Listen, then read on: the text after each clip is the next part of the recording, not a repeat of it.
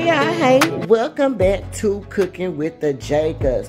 Today, y'all, like I told y'all, we're going to be doing our recipes, our random recipes that we're doing at home, nothing spectacular. Today, we're going to do some pork bones in the oven, okay, or neck bones, if that's the better way to call it, okay. So I got some neck bones right up in here. I got some ingredients over there. So if you want to see how that's gonna come out or how to get that together, an easy peasy recipe, then stay tuned. Okay, so boom, y'all. If y'all stay tuned, then clearly that means you want to go ahead and do this little easy peasy recipe with your girl, okay. First things first.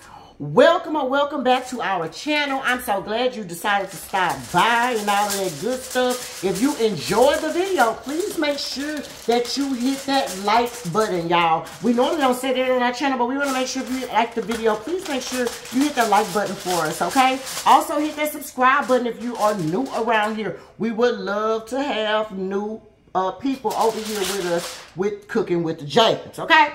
In this particular video, y'all, I am going to do baked pork neck bones, okay? Or I call them poke bones, okay? Pork but poke, because, you know, you got to put that wang on it. But anyway, y'all, this is the easiest recipe of your life. It's literally going to be done in the oven. No, I have another recipe where I did this on top of the stove and kind of did like a gravy with it. Boom. We did that recipe. If you want to see that, make sure you go back and check it. This one is going to be another way to cook those, okay? This one is going to be easy peasy in the oven. Set it and forget it. We are not going to be worried about anything at all except putting everything in that pan, doing what we need to do, okay? Now, I have about, let me show y'all. I have, this is at least about 5 pounds worth of neck bones, okay? I have cleaned them. I have seasoned them, all right? You season your neck bones with whatever you want, but for me, there's a little bit of Tony Chachere. There's some Lawry seasoned salt. I have onion powder on there. I have garlic powder on there. I also have some accent on there, okay? I also have some roasted garlic and herb on top of there as well, and a little bit of cayenne pepper, okay? All of those seasonings are on top of here, and I just rubbed them all together, and if it don't look like that, you didn't season it enough, okay? It needs to have some color in that boy, okay? I also have one Lipton onion soup mix that I'm going to be using to put on top of there as well, okay? And we have some foil, okay? I have one whole onion that I've cut up, 1/2 of a red bell pepper, and 1/2 of a green bell pepper to put on here. If you have only red or green, you can use 1 whole red or 1 whole green. I just like the color that gives it, you know, a little color with the red and the green. That's why I use both, but both is not required, okay? If you got one or the other, you are fine, okay? As long as you use one entire bell pepper, you should be okay, okay? So we're going to cut up, we have our onions cut up, 1 whole onion. We have it cut up, and we're going to put it all over the top of our pork bones, okay? Just like that. Perfect, okay? Then you're going to take your green bell peppers. You're going to pour them on there. You just want to give it some color. That's it. That's all, okay? Now, again, if you only had green, it'll be fine, okay? You don't need a red one. You know, whatever color you have, I just use both, okay? Now, you have that. And then we're going to take one Lipton onion soup mix. And we're going to put this right on top. Listen, if you don't cook with Lipton onion soup mix, you're playing yourself. Try it, baby. Try it, and you're never going to go back, okay? Now, look. Now we're going to put, you can either put water in here, or you can put chicken broth, y'all. I'm going to put, you know what? Let's put water in here. That way it can make its own little juice from the pork bones, okay? So let's put, let me see, about 2 cups of water. Let me see how much that, let me see what that looks like, you guys. Okay, so I have about 2 cups of water, and you just want to put it over here on the edge. Now this should make its own juice too, but we'll see. We're gonna just put a little bit in there and see how it goes, okay? Make sure you have a pan that's big enough for what you have going on. I'm making a little extra just in case it makes some juice and my husband can eat it with his rice, okay? You also want your oven. I have my oven on 400 degrees. Okay, I have my oven on 400 degrees. And we're going to cover this back up. Make sure you cover it up really tight. And don't put any holes in it, y'all. Gonna let this burger cook up. Because I feel like it's going to have to cook for at least like 2 hours. That way, you know, you can just not even worry about it. Well, not worry about it, but look, make sure you look at the time. Because right now, it's what time? It's 5:30. So my oven is on 400 degrees. We're going to put it in the oven 400 degrees. But I think that it's going to have to cook at least for 2 hours, you guys. 2 hours at least in the oven. Because you want it to be tender. But at an hour, we'll look at it. I know it's not going to be ready. But we'll look at it in an hour just to give you a sake of show you kind of what the progress is. And and then we'll go from there. Okay, so put it in your oven. Set your timer for 60 minutes. And then I'll come back and show you. Well, you don't need 60 minutes. I'm going to do it for 60 minutes because it's not going to be ready. But yeah, I'll tell you the whole time that you're going to need when I get through. Okay? Okay, y'all. So we are 1 hour in. This is what we are looking like. I told you guys it's not ready yet, but as you can see, it has made some more juice. I didn't have to put any juice in there, but it made its own juice. It's fine. When it cooks a little bit more, I can show you how to thicken this juice up, but for right now, we're just going to use it to cook. Okay, I got a fork. Let me sit you guys up on this thing, and I can show you how tender it is, to show you it's not ready, because we want it to be extremely, extremely tender, you guys. And 1 hour is not going to get it, but it's going to need like 2 hours. So, see right here? You see how when I turn that meat, it's not ready. It's not given. When it's ready, all this is going to be so tender. Like, it's going to come off so easy. Oh, my God, y'all. The other thing you could do, make sure you got the meat in the water, too. That's the other thing you can do. Got the meat in the water, but either way, it's gonna cook, y'all. It's gonna cook. Trust me. Trust me. Trust me. Trust me. But that juice that's down off in there, you can put that over some rice or whatever. Oh, it's gonna be so good, you guys. Okay, so we're gonna cover this back up. Like I said, it's not ready. Cover it back up, very tightly. That way we can keep the juice and everything in there. And we're gonna cook it for another hour. Okay. Put it back in the oven. I'm sure it's closed all up good for another hour, you guys. Okay, and then in the meantime, in between time, when it gets 30 minutes, so cook for 30 more minutes, and then when you have 30 minutes left, you can start on whatever side you're going to make. So if it's going to be like rice, or if you need to cook something or whatever, you can start that in 30 minutes. So it's 6:30 right now, so at 7 o'clock I would start my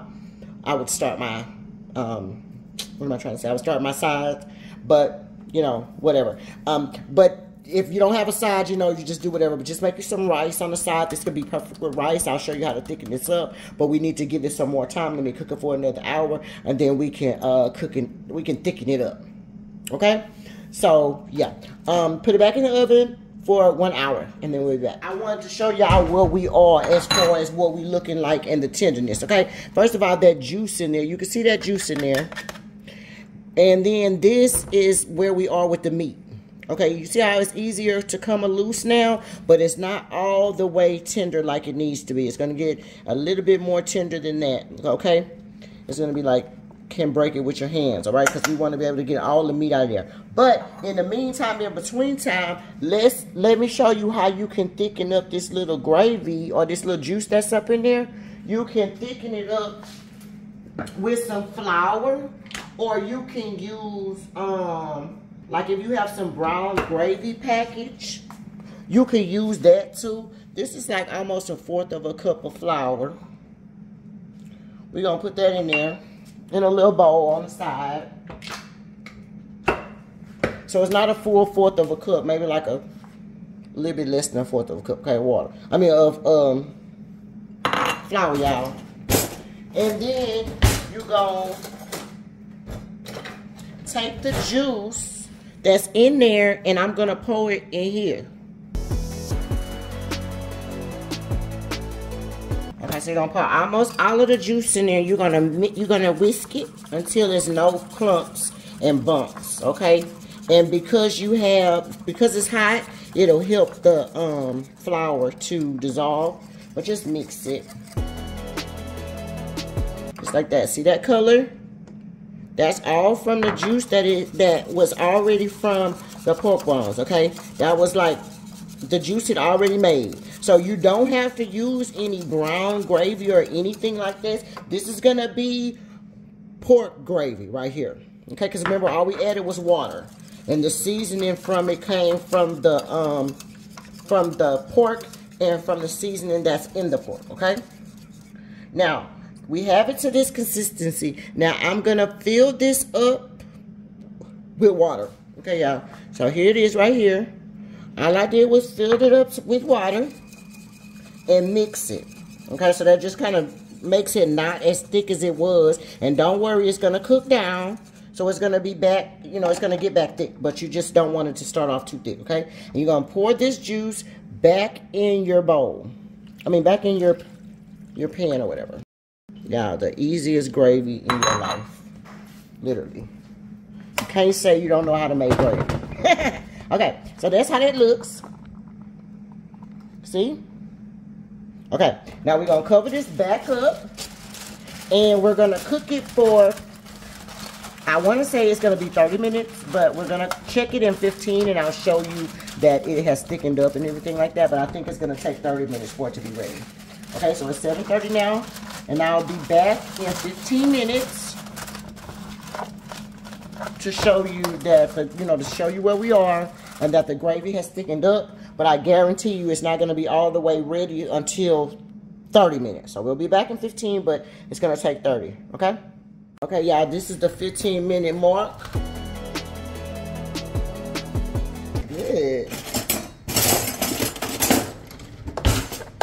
Okay, so y'all see, that's the little gravy. So again, like I said, it'll get, thicker as you let it cook. I'm going to leave it for the last 15 minutes. I'm gonna leave it uncovered. Let's do a what did I do with my fork? We'll do a tenderness check with my fork. Look at that. Ooh. Yes, yes, and yes. Look at that. Ooh. Yes, y'all. Yes, yes, yes. That is ready, y'all. So what we're going to do, we're going to cook it for 15 more minutes, uncovered, and then it's going to be ready. Okay, so it's 7:45 now. 8 o'clock. This will be ready to eat, you guys. Looks so good. Yes, y'all.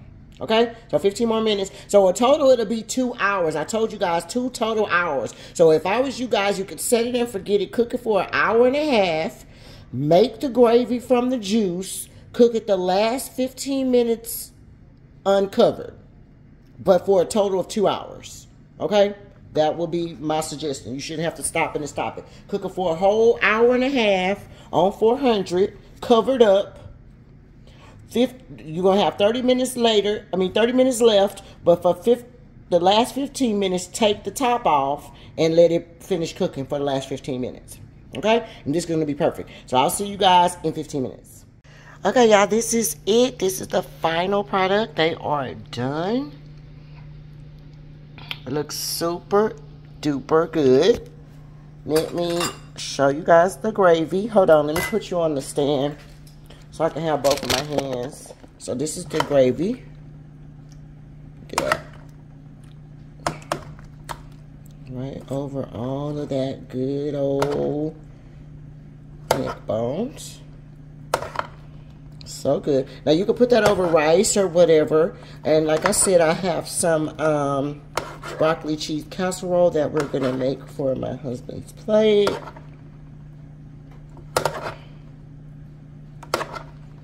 But yeah. Oh, and let me show y'all how tender it is. Still so super tender. Look at that. Just come right off, you guys. So that is how you make the easiest, peasiest pork neck bones in the oven with gravy, okay? With the Jacobs. I will show you guys the final plate up in about 5 minutes as soon as I make my husband's plate.